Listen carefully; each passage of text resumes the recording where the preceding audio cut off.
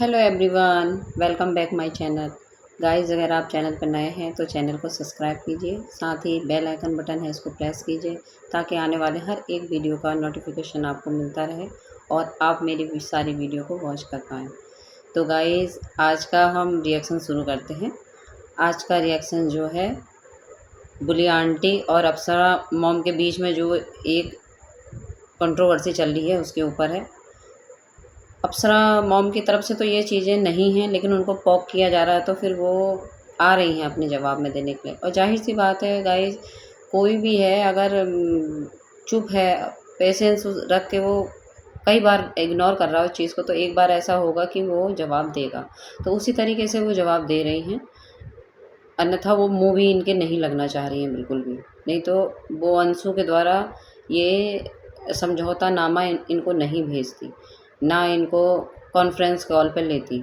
सारी बातें होने के बाद भी सामने वाला पलट गया, आंटी, इनकी फैमिली पलट गई। इनका बेटा और ये रात के 4 बजे, मतलब रात के क्या, सुबह के 4 बजे इन्होंने आनन-फानन में वीडियो डाला।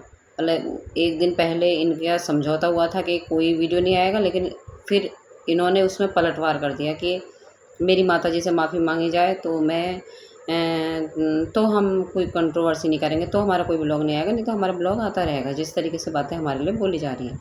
जबकि ये तो ऑडियंस, आप भी जानते हो कौन किसके ऊपर छींटे उड़ा रहा है, कौन किसके लिए क्या बोल रहा है, तो वो आप भी अनजान नहीं हो उस चीज़ से। तो मैं यही कहना चाहूँगी, जब इतनी सारी चीज़ें वो देख रही हैं तो उसके बाद हमारी जो आंटी जी हैं राज परिवार से, जो हमारी अप्सरा मॉम हैं, उन्होंने साफ कहा कि आप मेरे जैसे एक बाल टास्क, मैं आपको टास्क देती हूँ, आप मेरे जैसे एक बाल करके दिखा दो अपना, तब मैं आपको जान जाऊँ। तो ये जो उन्होंने टास्क दिया, चैलेंज दिया उनको, बुल्ली आंटी को, तो बुल्ली आंटी इस पर चिढ़ गई है। बुल्ली आंटी ने फिर इसमें अपना ब्लॉग ये डाला है कि मेरे बच्चों जैसा, अपने बच्चों पे आ गई वो सीधे, कि मेरे बच्चों जैसा हैंडसम, मेरे बच्चों जैसा सुंदर, तुम ऐसा अपने बच्चों को कर सको तो तुम मुझे बताओ, तुम्हारे बच्चे किस पे गए हैं, तुम्हारे बच्चे जो ऐसे हैं, मतलब कई चीज़ें, यहाँ तक कि उनके कैरेक्टर पर तक चीज़ें बोल दी। तो अब ये सब चीज़ें आप लगा लीजिए, क्या क्या बोला गया है वो मैं आपको विस्तार से बताती हूँ इस चीज़ को। तो इनका चैलेंज ये आया उधर से कि तेरे अंदर अगर पावर है तो मेरे जैसे हैंडसम बच्चे, सुंदर बच्चे पैदा करके दिखा। ये हमारी बुल्ली आंटी ने बातें बोली हैं, और इसी पे ही चीज़ें, फिर ये क्या है, एक कंट्रोवर्सी उन्होंने फिर इस चीज़ के लिए आगे के लिए कर दी है। तो चीज़ें इसी तरीके से पोक हो रही हैं। संस्कारों को लेके अगर कुछ चैलेंज करती तो शायद बात ऑडियंस आपके भी समझ में आती और हम लोगों के समझ में भी आती, लेकिन इन्होंने जो गुड लुकिंग को लेके बात कही है, वो बात ना यहाँ से गले से नीचे नहीं उतर रही है बिल्कुल भी। वो इसलिए कि बच्चे किसी के चाहे काले हों चाहे गोरे हों, माँ बाप के लिए तो वो प्यारे ही होते हैं, चाहे कैसे भी हैं, क्योंकि भगवान ने दो ही तो रंग बनाए हैं, या गोरा है या काला है।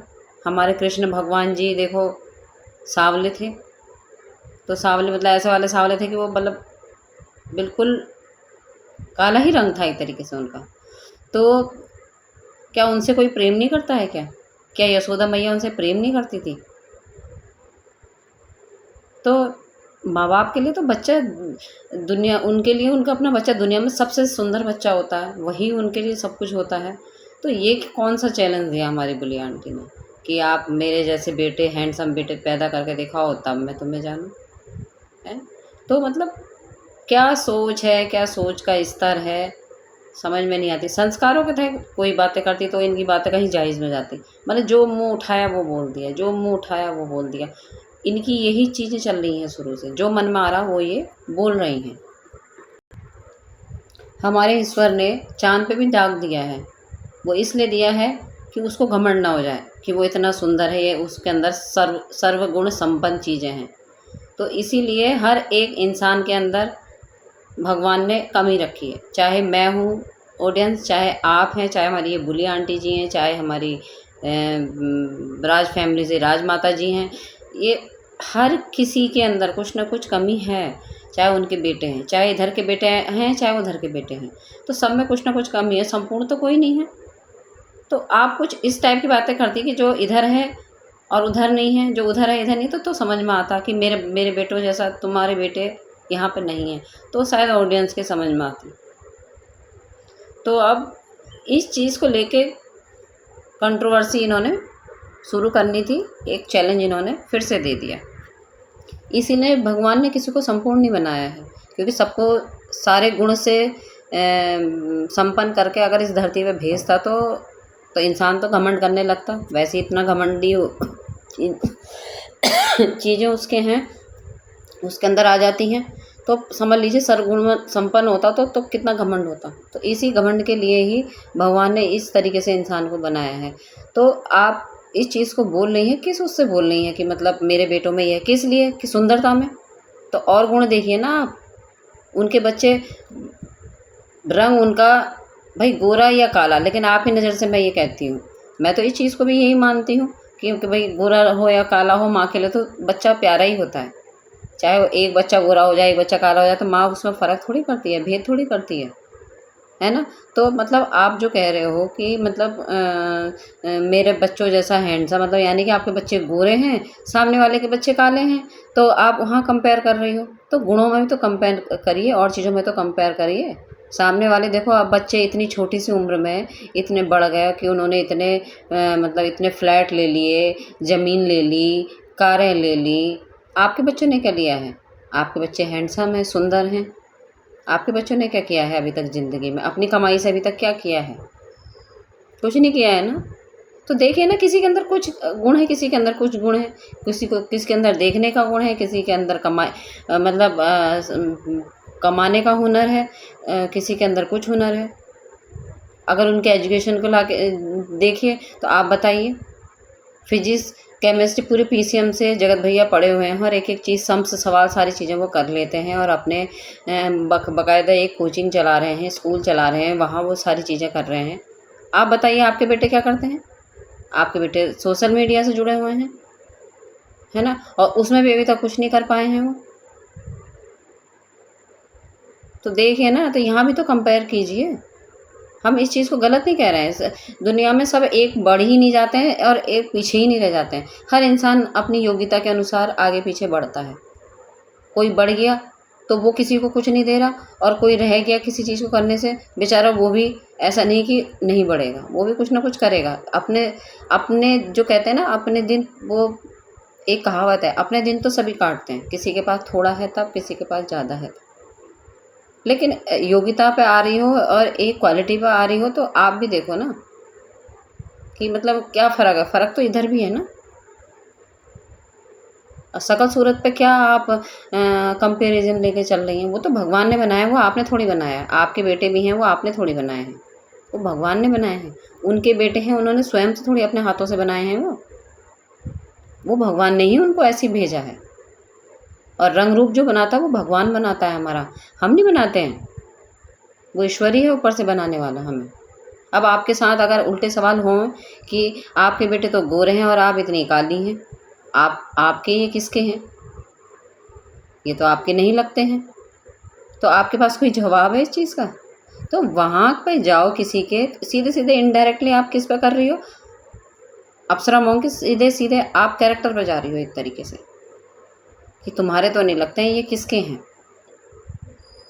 किसके हैं भई वो? वो अपने पापा जी जैसे हैं, अंकल जी जैसे हैं वो, क्योंकि अंकल जी का रंग डाउन है आंटी की अपेक्षा।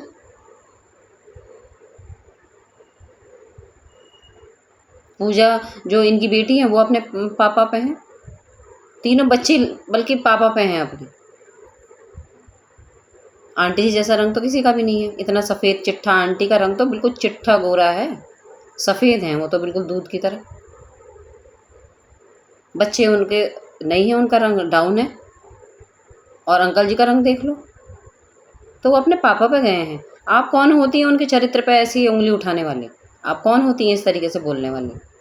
कितनी गलत बात आप बोल रही हो, कितनी गलत बातें यहाँ पे आके फैला रही हो इन चीज़ों में, कि सीधे चरित्र पे जाती हूँ, सीधे चरित्र पे जाती हूँ। बिना चरित्र पे जाए बात नहीं होती है आपसे, बिना चरित्र पे जाए व्यूज़ नहीं आ रहे हैं आपके। ये सिर्फ व्यूज़ के लिए आप इतना गिर रही हैं कि आप चरित्र पे जा रही हैं हर बार। दूसरी चीज़ आप कह रही हैं भगवान राम और लक्ष्मण जैसे मेरे बच्चे हैं।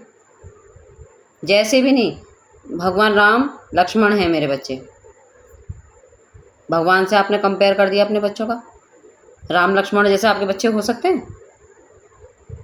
अरे भगवान बन सकते हैं आपके बच्चे? भगवान जैसे गुण हैं उनके अंदर? भगवान जैसा तो कोई नहीं बन सकता इस धरती में। भगवान राम जैसा तो कोई नहीं हो सकता। बस हम क्या है, उनके जो जिन कदमों में वो चले थे, जो उनके संस्कार थे, बस ये कहा जाता उनके कदमों पे चलिए, उनके संस्कारों पे चलिए। जिस तरीके से उन्होंने एक पुत्र का धर्म निभाया था, जिस तरीके से उन्होंने एक पति का धर्म निभाया था, उस पे चलिए कहते हैं हमसे। ये नहीं कहते कि भगवान राम बन जाइए। भगवान राम तो कोई बन ही नहीं सकता धरती पे। आज तक कोई नहीं आया, ना आगे कोई आने वाला, जो भगवान के स्वरूप में यहाँ पैदा हुए। ये कलयुग है, ये तो वैसे भी कलयुग है। इस कलयुग में कहाँ भगवान की बातें कर रही हो आप कि मेरे दोनों बेटे भगवान हैं, एक राम है एक लक्ष्मण है। कैसी आपकी सोच है यार, कैसी चीज़ें बोलती हैं आप आंटी जी। सोच समझ के बोलो ज़रा, सोच समझ के। इतना मत गिरो मत गिरो मत गिरो। आपने तो हद मचा दी है, बिल्कुल हद। जनता से क्या चाह रही हो आप?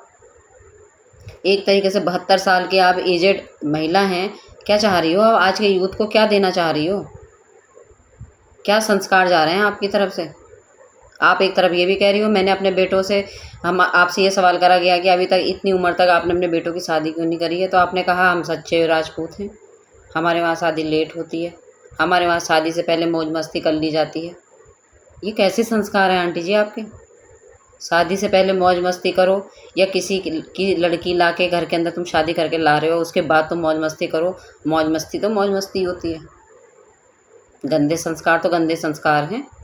गंदी चीज़, गलत चीज़ तो वो करनी शादी से पहले भी गलती कहलाएगी, शादी के बाद भी गलत कहलाएगी। वो सही कैसे हो गई? और जिनकी एनिवर्सरी पार्टी में आप गई थी, तो उनकी कौन सी उम्र में शादी हुई है? उनकी तो बहुत छोटी उम्र में शादी हो गई है। आप कह रहे हैं कि मैं सच्ची राजपूत हूँ। अगर आप राजपूत हो तो वो क्या हैं? वो भी राजपूत का डंका मचाते हैं अपना, मूँछों में ताव दे दे के। तो वो कैसे राजपूत हैं? वो राजपूत नहीं है क्या? वो वाली बेटी आपकी राजपूत नहीं है? और इतनी छोटी उम्र में अगर उन्होंने शादी करी तो इसका मतलब चांसेस हैं उनके घर में, यानी कि मुच्छड़ वाले जीजा जी भी आगे कुछ भी कर सकते हैं, और कन्यादान वाली बेटी भी कुछ भी कर सकती है अपने आगे को। उनके लिए मतलब ऑप्शंस खुला हुआ है। ये होता है आपके वहाँ, क्योंकि उन्हें तो मौका ही नहीं दिया गया शादी से पहले, क्योंकि उनकी तो छोटी उम्र में शादी कर दी गई। आपने अपने बेटों को शादी इसलिए लेट कर रही हो आपकी, उन्हें आप पूरा मौका दे रही हो कि बेटा जहाँ जाना है, जहाँ मुंह मारना है मारो, और जो मुंह मारोगे वो शादी से पहले मुंह मारना, बाद में नहीं मारने दूँगी। आंटी जी, जिसको मुंह मारना होता है ना, वो शादी से पहले भी मुंह मारता है, वो शादी के बाद में भी मुंह मारता है। बल्कि इन चीज़ों को अगर तुम पहले से बचपन से ऐसे संस्कार डाल के चलो बच्चों के अंदर कि ये चीज़ गलत है और ये चीज़ नहीं करनी है, ये इन चीज़ों की ये सारी चीज़ें हैं, तो शायद बच्चे इन चीज़ों को जवानी से पहले भी रुक जाएँ, जवानी के बाद भी रुक जाएँ, अगर उनको अच्छे से आप संस्कारों के साथ परवरिश करो तो बच्चों की। और आप तो इस चीज़ को बढ़ावा दे रही हो। आप क्या दे रही हो आज के यूथ को? क्या समझाना चाह रही हो कि शादी से पहले मौज मस्ती करो, शादी के बाद नहीं करनी चाहिए, शादी से पहले कर लो जितना करना है? क्या सीखेगी आज की यूथ? बताइए आप। 72 साल की एक बुजुर्ग महिला हैं, क्या आप सीख दे रही हैं समाज को? कितनी गलत बात है, कैसी घटिया सोच है आपकी। फिर उधर राज परिवार को टारगेट आप कर रही हैं, उधर की बेटी को भी आपने काली कढ़ाई, पता नहीं क्या इस टाइप के शब्दों से उसे बोला है। जगत भैया के लिए आपने यही बोला है। वो तो हमें सबको ही पता है आप क्या बता रही हैं उस चीज़ को।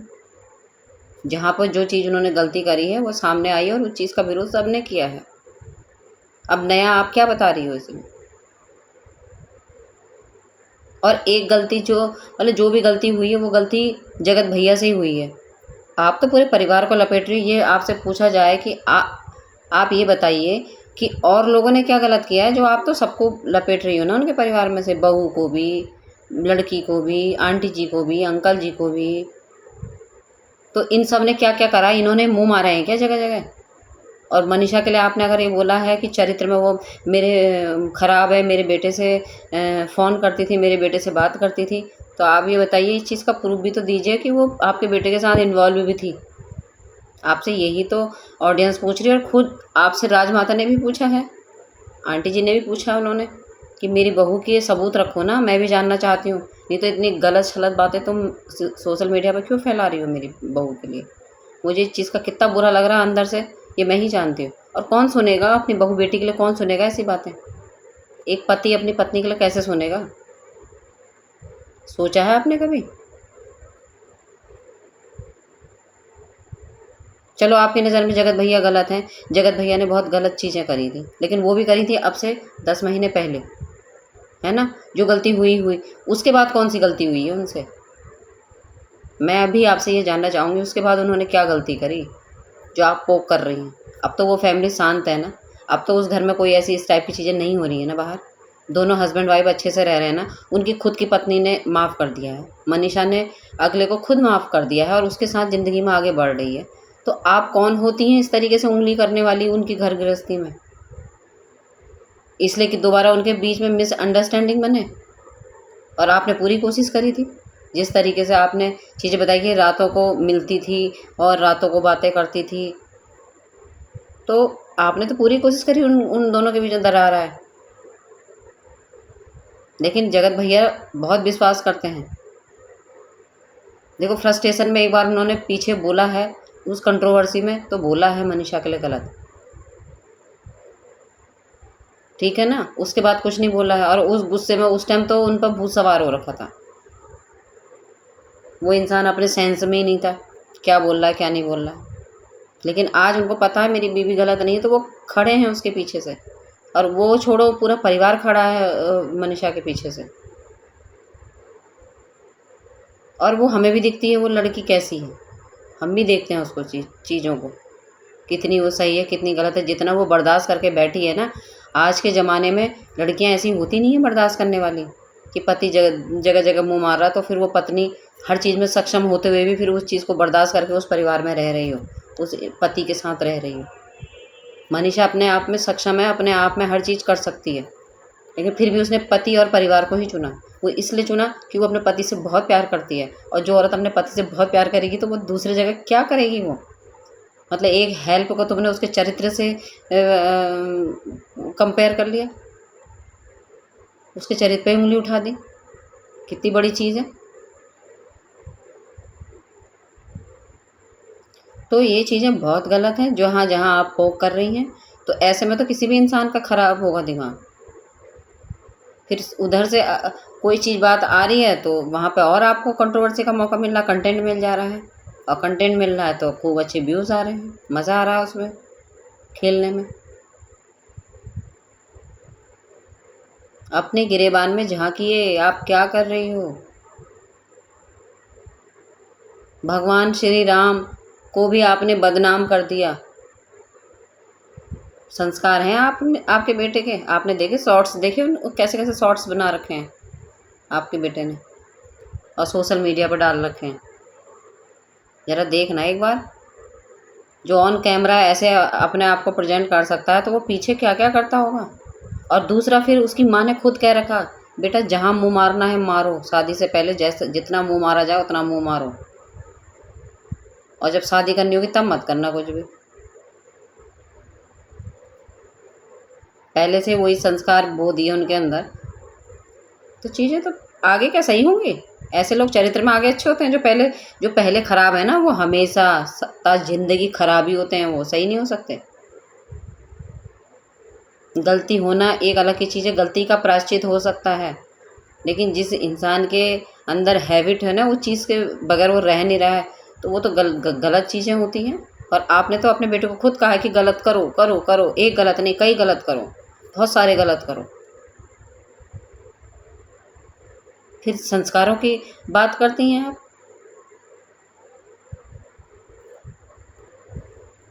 हर इंसान के अंदर अच्छा बुरा दोनों चीज़ें होती हैं। अगर आप अभिमान कर रही हैं कि मेरे बच्चे देखने में सुंदर हैं, मेरे बच्चे डांस अच्छा करते हैं, तो सामने वाले के बच्चे भी अपनी जगह अच्छे हैं। बहुत छोटी उम्र में बहुत कुछ कर लिया है उन लोगों ने,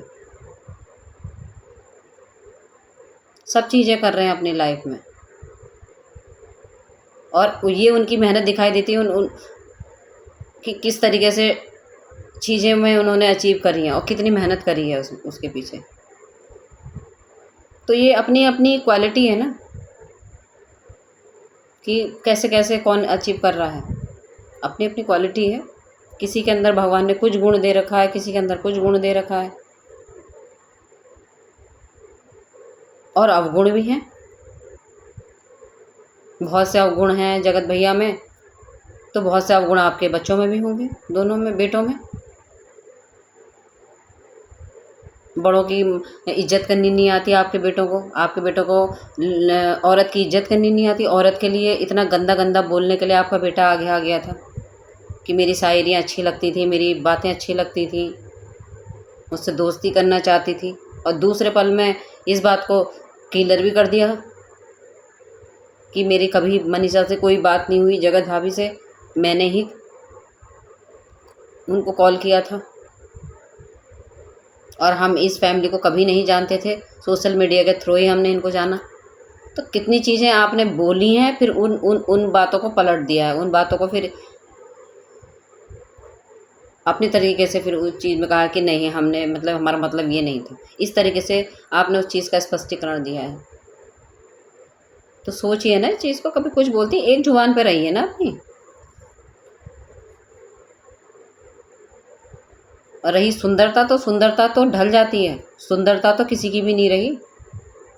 आप भी किसी ज़माने में बहुत सुंदर होंगी, लेकिन आज देखिए ना, 72 साल की उम्र में आपकी काया क्या है, सुंदरता क्या है। लेकिन संस्कार एक ऐसे होते हैं जो ता ज़िंदगी चलते हैं, संस्कार कभी ख़त्म नहीं होते। संस्कारों की खूबसूरती एक अलग ही है, और सबसे बड़ी खूबसूरती संस्कारों की ही होती है। ये सुंदरता तो ढल जानी है, जैसे आपकी ढली ऐसी आपके बेटों की ढल जानी है। इस चीज़ का गुमान मत करिए आप। बाकी गुण देखिए कि वो क्या कर रहे हैं, क्या नहीं कर रहे हैं, क्या अचीवमेंट कर रहे हैं, कहाँ को बढ़ रहे हैं, किस तरीके से बड़ों की इज्जत करते हैं। इस चीज़ पे ध्यान दीजिए आंटी जी। आप बहुत पिछड़ी सोच है आपकी, और बहुत घटिया और गंदी सोच है। तो गाइज़, इसी के साथ मैं अपनी रिएक्शंस को यहीं पर ही एंड करती हूँ, और वीडियो फुल वॉच करने के लिए थैंक यू सो मच।